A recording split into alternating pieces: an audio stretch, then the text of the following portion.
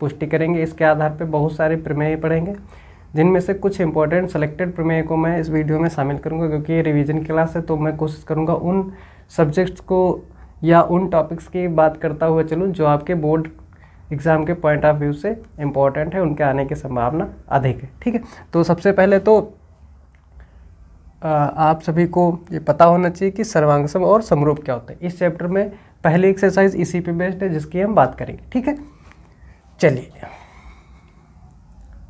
तो सबसे पहले जानते हैं सर्वांग सम और समरूप में डिफरेंस क्या होता है। तो अभी तक जैसे आप एग्जाम्पल लेते हैं हम पहले, एक जैसे एक ये वृत्त है, ठीक है, और एक ये वृत्त है। अगर मैं आपसे पूछूं कि ये दोनों वृत्त कैसे हैं, तो आप ये कह सकते हैं कि इन दोनों की आकृतियां कैसी हैं, समान है, दोनों गोल हैं, तो आकृति क्या है इनकी, समान है। लेकिन अगर जो मैं आपसे पूछूं कि क्या इन दोनों की त्रिज्याएं समान हैं, त्रिज्या क्या होती है, केंद्र से लेकर बाहरी छोर तक की दूरी या बाहरी बिंदु तक की जो वृत्त पे स्थित है उसकी दूरी। तो अगर जो मैं कहूं कि क्या इनकी त्रिज्याएं समान है, तो आप कहेंगे नहीं, R1 और R2 समान नहीं है, देखने से ही पता चल रहा है। तो हम क्या कह सकते हैं कि इन दोनों में से ये आकृतियाँ सर्वांग सम है या समरूप है।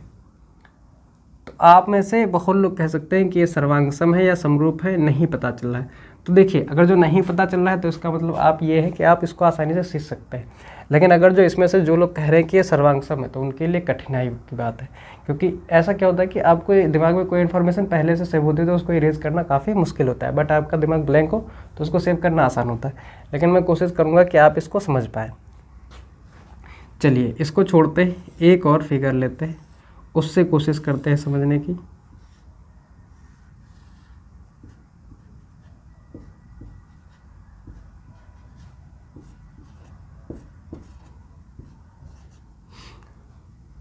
अब मैं अगर जो आपसे कहता हूं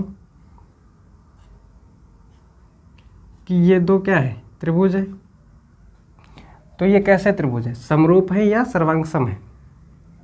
अगर जो मैं इसमें आपसे पूछूं कि इनके अगर जो ये सभी भुजाएं समान हैं, इसमें भी ये 6 6 6, इसमें भी ये 3 3 3, तो इनकी भुजाएं कैसे हैं, भुजाएं बराबर हैं, इसकी सभी भुजाएं बराबर हैं, तो इसके सभी क्या होंगे, कोण बराबर होंगे। तो अगर जो इसका एक कोण निकालें तो कितने आएगा, 6 3 18, तो 60 डिग्री का आएगा। इसके भी कोण निकालें तो इसके भी कोण कितने आएंगे, क्योंकि भुजाएं समान है तो समबाहु त्रिभुज है, तो इसका भी सभी कोण 60 60 डिग्री के आएंगे। ठीक है, तो कोण दोनों के क्या है, समान है, कोण क्या है, समान है।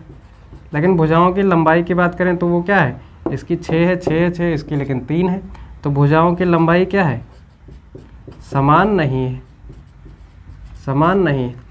तो अब आपको एक बार डिफरेंस में पता चली कि आकृति समान होना क्या होता है। ठीक है, तो इसमें से समरूप, जिनका रूप देखने में एक जैसा है, जैसे ये भी गोल है ये भी गोल है, तो ये दोनों क्या है, समरूप है। क्या है, समरूप है। वृत्त सभी कैसे होंगे, समरूप होते हैं। सभी वृत्त कैसे होते हैं, समरूप होते हैं। लेकिन सभी वृत्त सर्वांग सम नहीं होते हैं, सर्वांग सम नहीं होते हैं। ठीक है, सर्वांग सम होने की शर्त यह है कि इनकी त्रिज्याएं भी क्या हों, बराबर हों। ऐसे ही अगर त्रिभुज सर्वांग सम है तो उसकी दो शर्तें हैं। ये त्रिभुज दोनों क्या हैं, समरूप हैं, दोनों के कोण कैसे हैं, एक जैसे हैं, समबाहु ये भी है, समबाहु वो भी है, तो दोनों क्या हैं, समरूप है। लेकिन सर्वांग सम नहीं है, क्यों, क्योंकि दोनों की भुजाओं की लंबाई क्या है, अलग अलग है। तो सर्वांग सम का मतलब है, सर्वांग मतलब पूरी तरीके से समान, उसके कोण, उसकी भुजाएं, भुजाओं की संख्या, सारी चीज़ें जब एक जैसी हों, बिल्कुल सटीक हों, तो उसको क्या कहेंगे, सर्वांग सम कहेंगे। ठीक है, तो सर्वांग सम जो है समरूप हो सकते हैं। कुछ त्रिभुज क्या है, जैसे समरूप हो सकते हैं, लेकिन जरूरी नहीं है कि वो सर्वांग सम हो।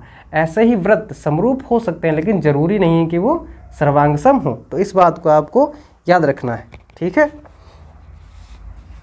चलिए तो हम चलते हैं अपनी प्रश्नावली 6.1 की तरफ। इसमें पहला प्रश्न है, कोष्टक में दिए गए शब्दों में से सही शब्दों का प्रयोग करते हुए रिक्त स्थानों की पूर्ति करनी है। तो ये प्रश्न आपके 1-1, 2-2 नंबर में आएंगे। तो ये प्रश्नावली चुटकियों में सॉल्व कर लेते हैं। अभी देखिए, जैसे क्वेश्चन है सभी व्रत ... होते हैं सर्वांगसम या समरूप। सभी व्रत क्या होते हैं? सर्वांगसम या समरूप। तो कैसे होते हैं? अभी हमने बताया सर्वांगसम नहीं है, मतलब क्या होते हैं? व्रत कैसे होते हैं? समरूप होते हैं। तो पहला, व्रत कैसे होते हैं? समरूप होते हैं। सभी वर्ग होते हैं। सभी वर्ग क्या होंगे? ये वर्ग है एक, ये भी वर्ग है, इसकी भुजा मान लो 2-2, इसकी 4-4 है, कोण तो एक ही जैसे है, तो दोनों हैं वर्ग, तो ये क्या है? समरूप है। लेकिन इनकी भुजाएं क्या है? अलग अलग है। तो दूसरे प्रश्न में सभी वर्ग कैसे होते हैं? वर्ग भी समरूप होते हैं। समरूप कौन? व्रत। समरूप कौन? वर्ग। वर्ग भी क्या होंगे? समरूप होंगे। अगला है सभी त्रिभुज समरूप होते हैं, या इसमें ऑप्शन है आपका समरूप नहीं, इसमें तीसरे में आपके ऑप्शन है सभी त्रिभुज समरूप होते हैं समबाहु समद्विबाहु। तो समबाहु त्रिभुज कैसे होते हैं? समरूप होते हैं। देखिए ये त्रिभुज कैसा है? इसकी अगर जो हम भुजाओं की बात करें कि समबाहु हो, दो त्रिभुज हों, वो क्या हो? समबाहु। तो इनका रूप कैसा होगा? एक जैसा ही होगा, क्योंकि इसका भी कोण 60 है, इसका भी कोण 60 है, इसका भी कोण 60 है। तो रूप कैसा है इनका? आकार छोटा बड़ा है। आकृत क्या है? छोटी बड़ी, मतलब आकृत एक जैसी है, बट आकार कैसा है? छोटा बड़ा है। भुजाओं की लंबाई जो है समान नहीं है, लेकिन देखने में एक जैसे ही लग रहे हैं। जब देखने में एक जैसे लग रहे हैं, जो आकृति देखने में सेम लग रही है, वो क्या होगी? समबाहु। तो वो समरूप होगी। अब जैसे समबाहु त्रिभुज हैं, वो क्या होंगे? समरूप होंगे। तो समरूप होंगे कौन? समबाहु त्रिभुज। समबाहु त्रिभुज क्या होंगे? समरूप होंगे। चौथा प्रश्न है आपका, भुजाओं की समान संख्या वाले दो बहुभुज समरूप होते हैं यदि। पूछा है भुजाओं की समान संख्या वाले दो बहुभुज, बहुभुज चतुर्भुज ले लेते हैं, वर्ग को ले लेते हैं। तो वर्ग कब होंगे समान? उनके संगत कोण क्या हों? बराबर हों। संगत कोण जैसे ये अगर जो 90 है तो ये भी 90-90 हो, तो संगत कोण क्या हों? बराबर हों। तथा उनकी भुजाएं क्या हों? समानुपाती हों। भुजाएं क्या हों? समानुपाती हों। जैसे अगर जो ये त्रिभुज ABC है और ये DEF है, तो इसमें संबंध क्या होना चाहिए कि AB/DE बराबर BC/EF। ठीक है। अगर ये संबंध ये फॉलो कर रहा है त्रिभुज, ये दोनों त्रिभुज ये संबंध फॉलो कर रहे हैं, तो ये कैसे होंगे? समरूप होंगे। कैसे? समरूप होंगे। ठीक है। तो क्या होना चाहिए ऑप्शन? उनके संगत कोण तो बराबर हों और उनकी संगत भुजाएं कैसी हों? समानुपाती हों। ठीक है। चलिए अगले प्रश्न को लेते हैं। निम्नलिखित युग्मों के दो अलग अलग उदाहरण दीजिए। आप अपनी बुक को ओपन रखिएगा, जिससे कि आपको ये प्रश्न आसानी से समझ में आए। प्रश्न है निम्नलिखित युग्मों के दो अलग अलग उदाहरण दीजिए। समरूप आकृतियाँ और असमरूप आकृतियाँ। तो समरूप आकृतियों के अभी दो उदाहरण मिले आपको। असमरूप आकृति वृत्त और त्रिभुज ले लीजिए, ये कैसे है? असमरूप है। पंचभुज और चतुर्भुज ले लीजिए, जैसे इसको अगर जो ले लें, ये चतुर्भुज हो गया, ये त्रिभुज हो गया। तो ये दोनों कैसे हैं? असमरूप आकृतियाँ हैं। ठीक है। अगला तीसरा प्रश्न है, बताइए कि निम्नलिखित चतुर्भुज समरूप है या नहीं। तो चतुर्भुज जो दो दिए हुए हैं, एक चतुर्भुज है, इसको पहले इरेज कर लेते हैं, थोड़ी सी जगह चाहिए हमको।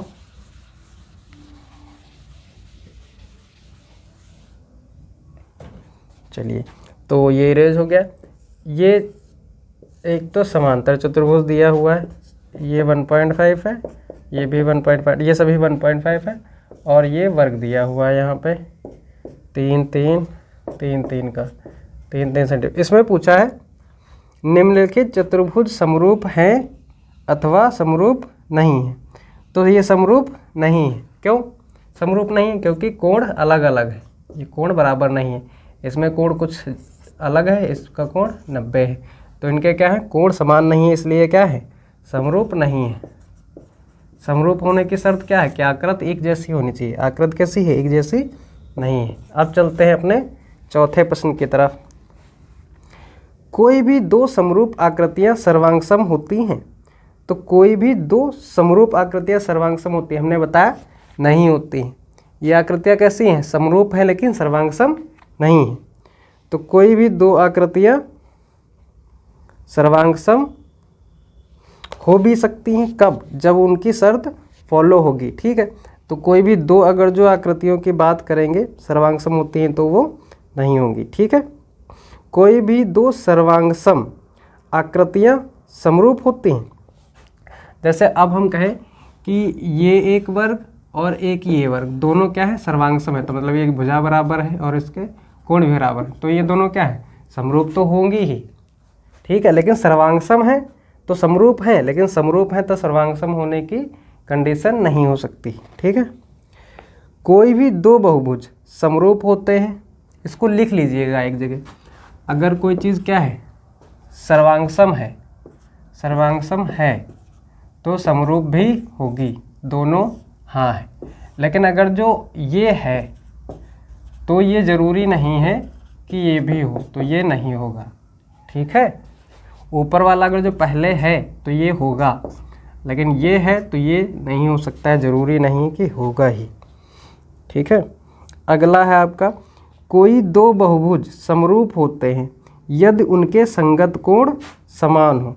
तो दो बहुभुज हैं वो समरूप होंगे। जैसे अगर जो हम चतुर्भुज की या त्रिभुज की बात करें तो इनके कोण क्या है, समान है। कोण समान है तो ये आकृतियाँ कैसे होंगी, समरूप है, सही बात है। कोई दो बहुभुज समरूप हैं यदि उनकी संगत भुजाएं असमानुपाती हैं। ये कह रहा है कि अगर जो इनका अनुपात जो है, जो हमने अभी बताया था EFGH मान ले, तो इसमें अगर जो हम लिखें AB/BC बराबर EF/FG, ये बराबर नहीं होंगे तो ये आकृति कैसी होगी, ये समरूप नहीं हो सकती, तो ये बात असत्य है। ठीक है, उनकी भुजाएं असमानुपाती हैं, तो असमानुपाती नहीं हो सकती, जब समानुपाती होंगी तभी ये बात सेटिस्फाई होगी। तो ये थी चर्चा समरूप और असमरूप के ऊपर, जो कि आई होप आपको समझ में आया होगा। मिलेंगे नेक्स्ट क्लास में, तब तक जय हिंद।